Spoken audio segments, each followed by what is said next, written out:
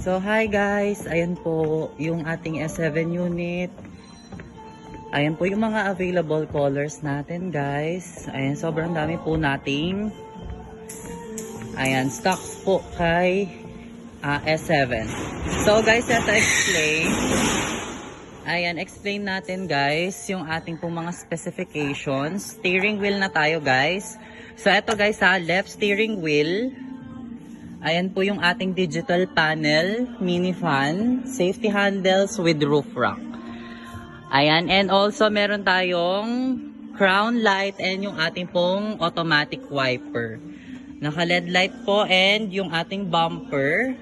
And sa gulong natin guys, ayan po 100, ayan over 90 by 10 yung ating pong gulong. And guys take note po, naka tubeless tire with compartment tayo.